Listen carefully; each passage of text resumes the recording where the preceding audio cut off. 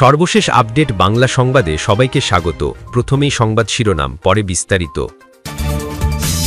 যুবলীগের কেন্দ্রীয় অর্থ সম্পাদক গ্রেপ্তার।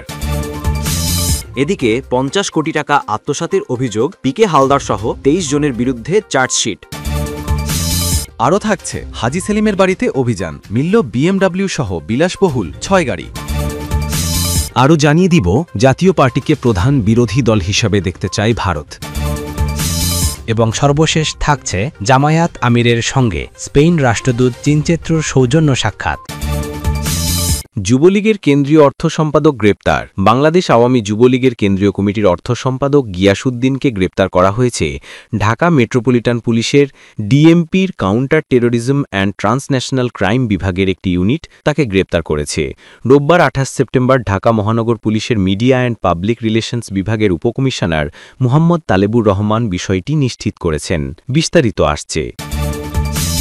এদিকে ৫০ কোটি টাকা আত্মসাতের অভিযোগ পিকে হালদার সহ ২৩ জনের বিরুদ্ধে চার্জশিট। ঋণের নামে ৫০ কোটি টাকা আত্মসাতের অভিযোগে এনআরবি গ্লোবাল ব্যাংকের সাবেক এমডি পিকে হালদার সহ ২৩ জনের বিরুদ্ধে চার্জশিট দিয়েছে দুদক। অভিযুক্তদের মধ্যে রয়েছেন রিলায়েন্স ফাইন্যান্স লিমিটেডের ব্যবস্থাপনা পরিচালক মৈত্রী রানী বেপারী, পরিচালক ডাক্তার উদ্দাভ মল্লিক, বাসুদেব ব্যানার্জি, মোহাম্মদ আবুল শাহজাহান ও বিভিন্ন প্রতিষ্ঠানের পরিচালক, এমডি ও কর্মকর্তা সহ মোট ২৩ জন, যারা মামলায় পিকে হালদারের সঙ্গে অভিযুক্ত। ২০২১ সালের ১৪ নভেম্বর মামলাটি দায়ের হয়। তদন্ত শেষে বিভিন্ন দণ্ডবিধি, দুর্নীতি প্রতিরোধ আইন এবং মানি লন্ডারিং আইনের আওতায় চার্জশিট অনুমোদন দেয় দুদক। আওয়ামী লীগ সরকারের আমলে আর্থিক প্রতিষ্ঠান থেকে হাজার কোটি টাকা লুটপাট ও পাচার অভিযোগ উঠে এনআরবি গ্লোবাল ব্যাংকের সাবেক ব্যবস্থাপনা পরিচালক পিকে হালদারের বিরুদ্ধে। তার বিরুদ্ধে অর্ধশত মামলা হয়েছে এবং ২০২২ সালে এক মামলায় তাকে ২২ বছরের কারাদণ্ড দেয়া হয়।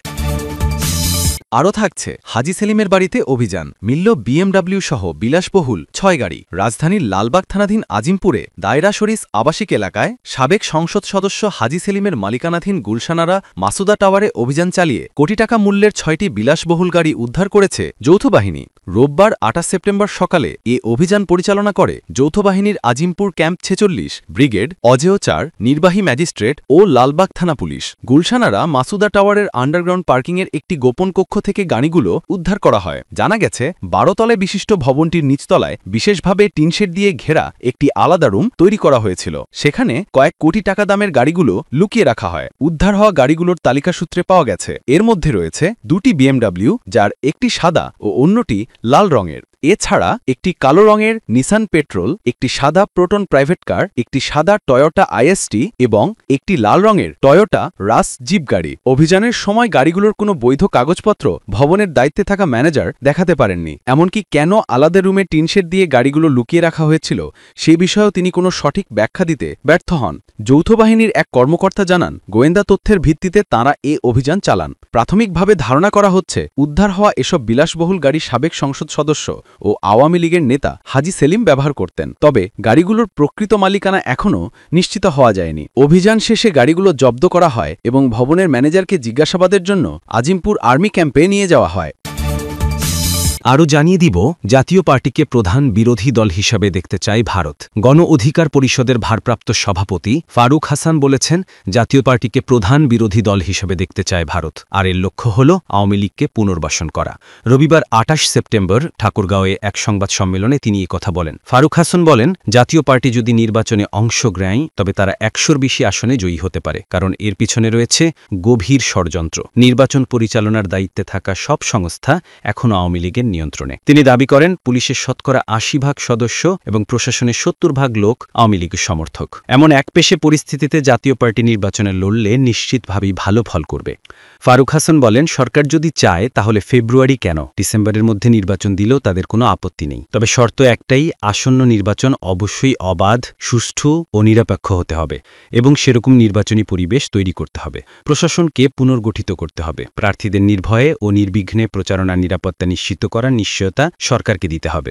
তিনি বলেন, নির্বাচনের উপযুক্ত পরিবেশ তৈরি হলেই গণ অধিকার পরিষদ ভোটের দিকে এগোবে, অন্যথায় ফেব্রুয়ারিতে নির্বাচন হবে বলে তারা বিশ্বাস করেন না।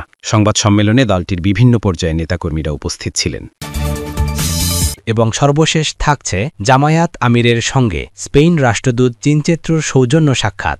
বাংলাদেশে নিযুক্ত স্পেনের রাষ্ট্রদূত গ্যাব্রিয়েল সিস্তিয়াগা ওচুয়াদে চিনচেত্রুর সঙ্গে জামায়াতে ইসলামীর আমির ড শফিকুর রহমান সৌজন্য সাক্ষাৎ করেছেন। রোববার ২৮ সেপ্টেম্বর সকাল ৯টায় জামায়াত আমিরের বসুন্ধরা কার্যালয়ে এই সৌজন্য সাক্ষাৎ অনুষ্ঠিত হয়। সাক্ষাতের শুরুতেই জামায়াত আমির ড শফিকুর রহমানের স্বাস্থ্যের খোঁজখবর নেন এবং পরিপূর্ণ সুস্থতা কামনা করেন রাষ্ট্রদূত। বৈঠকটি অত্যন্ত আন্তরিকতা ও হৃদ্যতাপূর্ণ পরিবেশে অনুষ্ঠিত হয়েছে। বৈঠকে তারা বাংলাদেশে বিরাজমান সার্বিক পরিস্থিতি, বাংলাদেশ ও স্পেনের দ্বিপাক্ষীয় সম্পর্ক ও বিনিয়োগ ও আন্তর্জাতিক সম্পর্ক সহ স্বার্থ সংশ্লিষ্ট বিষয় নিয়ে আলোচনা করেন। ভবিষ্যতে বাংলাদেশের প্রতি স্পেনের দৃঢ় সমর্থন থাকবে। একই সঙ্গে ভবিষ্যতে বাংলাদেশে স্পেনের বিনিয়োগ আরও বাড়বে বলেও তারা আশাবাদ ব্যক্ত করেন। আলোচনাকালে জামায়াতে ইসলামীর পক্ষ থেকে উপস্থিত ছিলেন সংগঠনের সেক্রেটারি জেনারেল ও সাবেক এমপি অধ্যাপক মিয়া গোলাম পরোয়ার, ঢাকা মহানগর উত্তর জামায়াতের মেডিকেল থানার আমির ডা এস.এম. খালিদুজ্জামান